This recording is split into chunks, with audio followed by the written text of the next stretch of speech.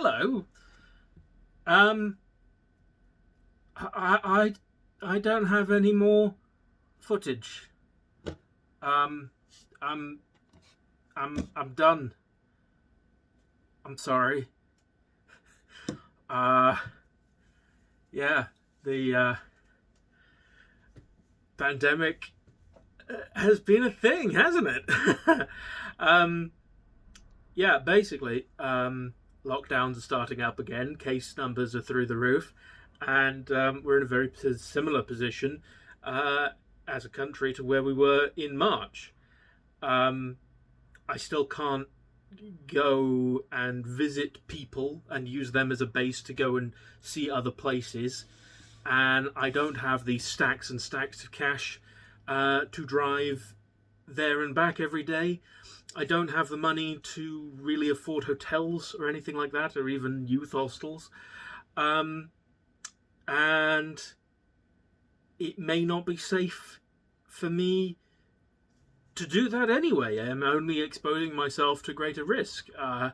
Again, I am an individual who is at higher risk than other people in my age bracket due to my weight, unfortunately.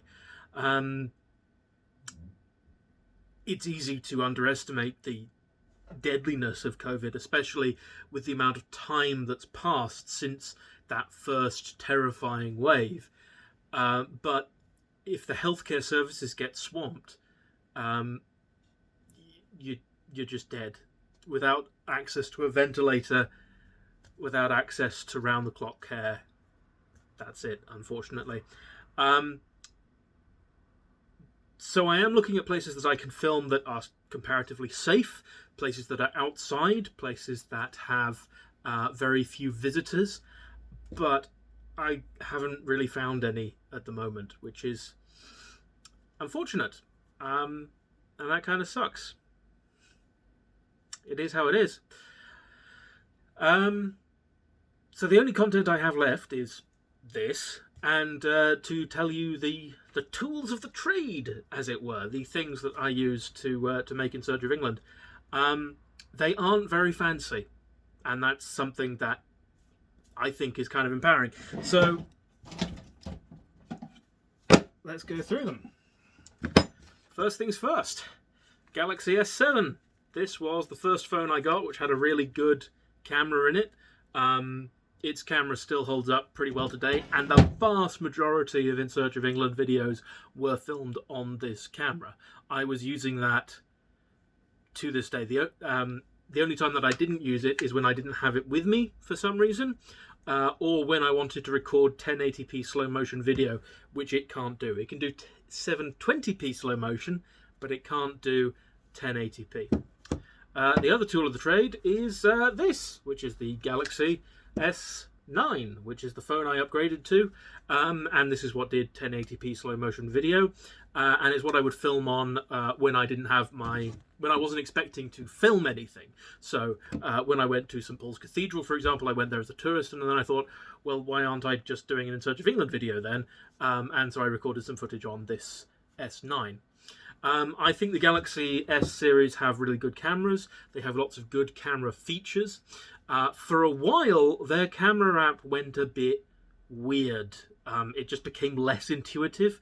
But in 2019 and 2020, they kind of fixed it again, and it went back to being how I would expect a camera app to be. So I can again recommend them. There was a time when I deliberately didn't upgrade this S7 for a while, because I hated the new camera app.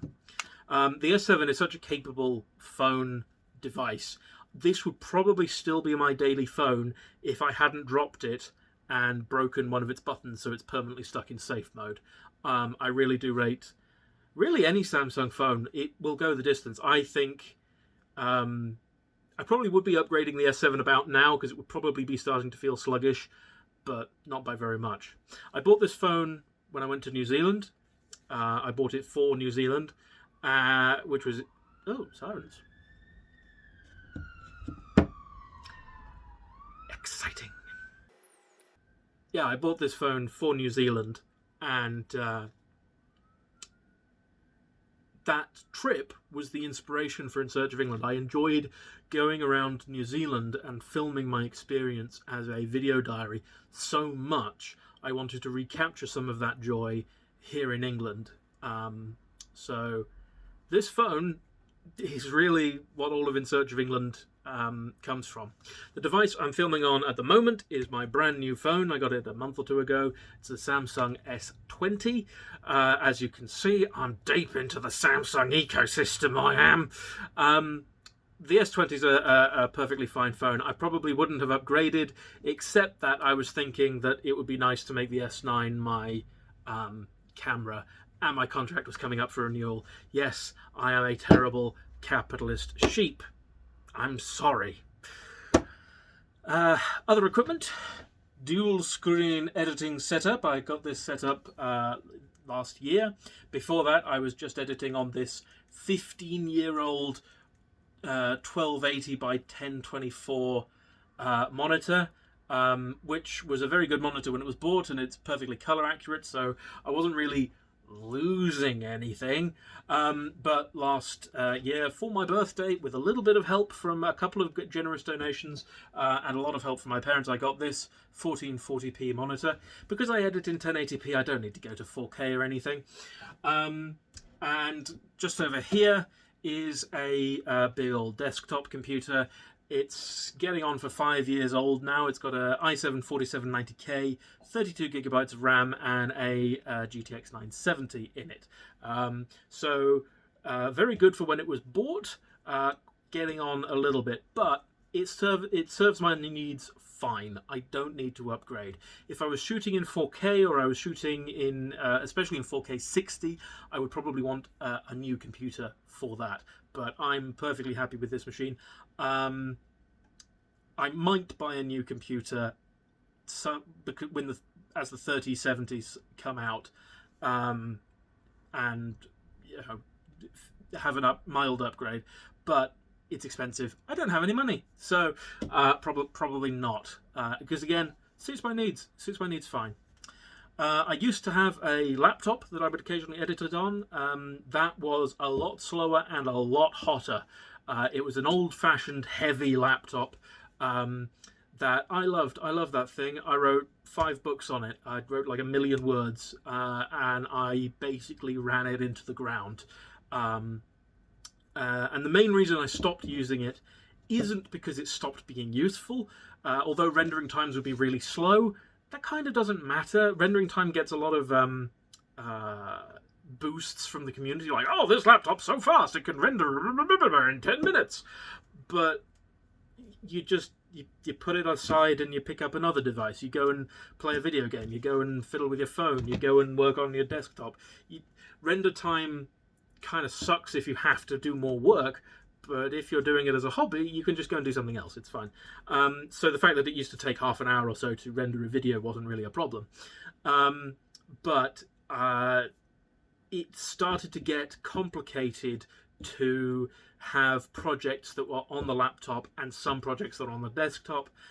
I used to forget which files were where. I was very worried about deleting something by accident.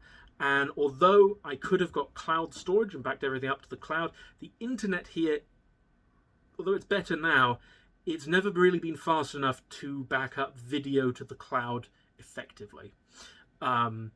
Files, photographs, that's fine. But the moment you put, 150, 200 gigabytes worth of video files onto that, everything's going to slow down. Anyway, so I don't use that laptop anymore. The other piece of tech that I use is this Theutech gimbal. This was £500 and is really complete overkill. It is a very, very nicely built gimbal, very high quality parts. It all comes apart for easy storage. It's got a nice, box where everything's padded. It's a professional piece of kit, and you can put on the mounting plate a camera weighing up to 2 kilos, so a fairly big DSLR. And I wanted this device for two reasons. One, I wanted steady video because I was very shaky. And two, it had mounting points to add extra devices. So you can see there's a screw mount there. So I could screw in a microphone on the stick instead of having to plug it into my phone. I really recommend this device if you are in any way a professional. If you have a big DSLR camera or a mirrorless camera with proper glass in it and you want to get really nice, smooth, steady, cinema-like shots, great device. I film on a phone. This was overkill, but it is fantastic. It comes with 4 of these big batteries that are rechargeable lithium ions, and it takes 2 at a time, and 2 batteries will run it for 12 hours. You would be very hard pressed for a camera to last that long on its batteries, even with like big battery packs. So yeah, I'm really happy with this, but I did overspend. Because at the time I was thinking I don't want something cheap, I want something that's really good, and I overspent. But the reason I overspent is because I underspent when I started. I'll go get that. This piece of broken garbage is the Steadicam Smoothie. Now this was designed, I believe, mostly with the iPhone 5 in mind. And it operates on the basic principle of a Steadicam from back in the 70s. You have a counterweight at the bottom, you have a gimbal here, and you have the camera on top. And the heavy weight at the bottom smooths out any rocking motion. And for small phones, that probably worked. But for big phones, it absolutely didn't. And that's why some of my early videos are very shaky. I wish I could have gone back in time and told myself, don't buy this £80 piece of stuff, because it's not worth it. It is, for one thing, now broken. The gimbal is made of plastic, and it just snapped off one day. It's got nice carbon fiber things. It's very strong, it's very good, but then it's got a plastic thing, and it just didn't do the job. Again, maybe for like the iPhone 5 little tiny phone, it would have worked. For big, sort of half a pound, 250 plus gram phones, it's no good. But despite all of that I said about this part of it, the universal camera mount is great. The other bit of equipment I use whenever I can is this Rode Video Mic Me. That's what it's called. And this clips into the side of your phone. It's got a little standard microphone input. It's got a headphone out so that you can monitor the levels. And it's got what they call the dead cat, the wind noise reduction device. And I think this gives a really good quality of sound. I think it gives a better quality of sound than the inbuilt mics. It's more directional, so if it's aimed at my mouth, you hear more of my mouth and less of the surrounding environment. But it does have downsides. For one, the way that it mounts is really inconvenient. It has to go in the side. And if you've got a gimbal or anything like that, it unbalances it and makes the motors work harder.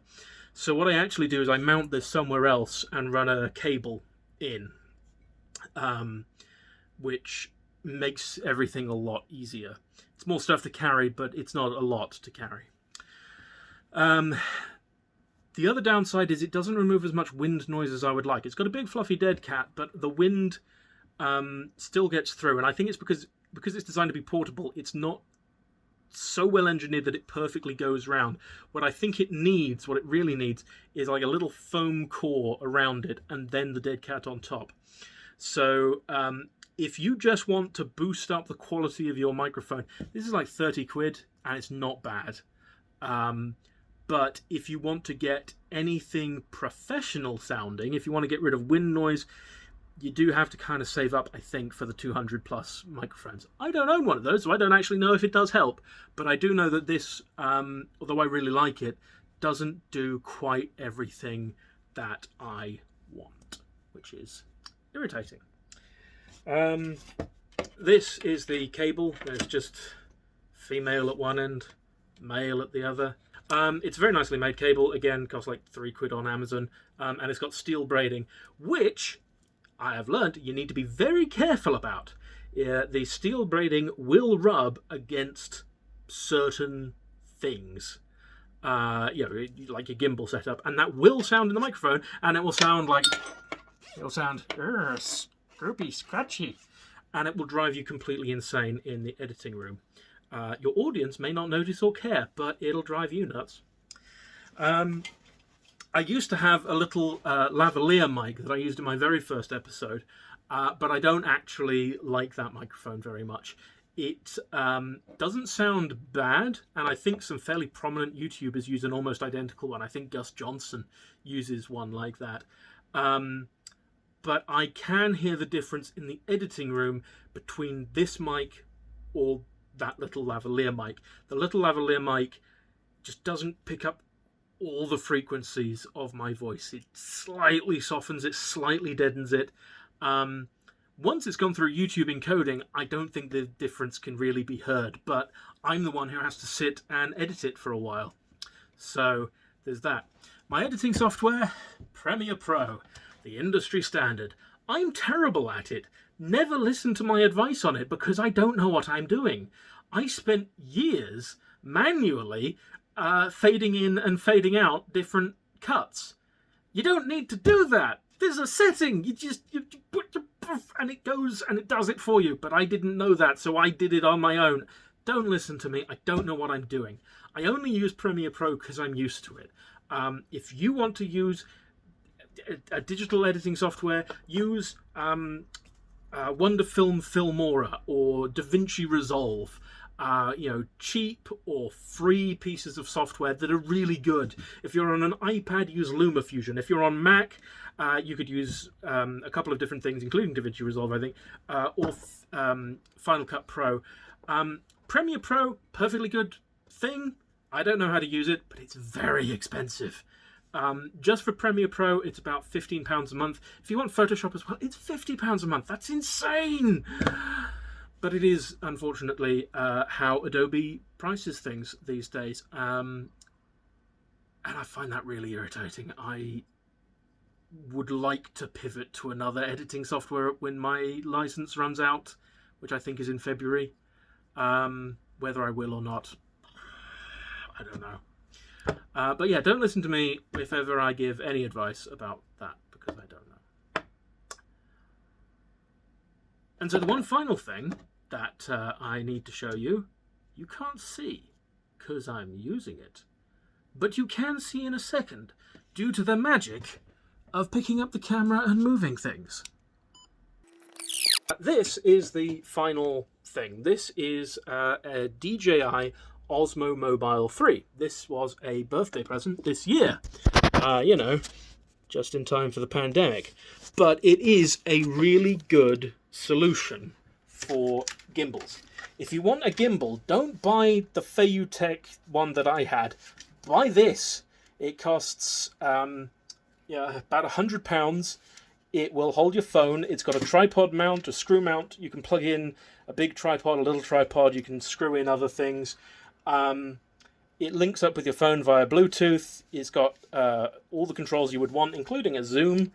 It has, if you use the DJI software, it can track your face or anything else in the landscape, so you don't have to work as hard with camera management. It's a really good device, and I think the DJI Mobile 4 just came out.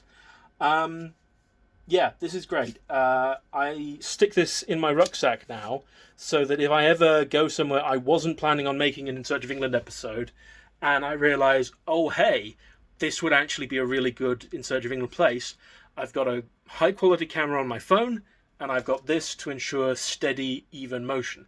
The only thing I wouldn't have is a good microphone, but phone microphones are actually very good. I mean, I've done this whole video using my phone microphone, and I haven't really had a problem. The only thing is that they are tend to be 360 or 180 degree mics, whereas something like this is a little bit more directional. It's not a proper shotgun mic, but it's more directional. Now I'm going to put you back. No, don't put us back.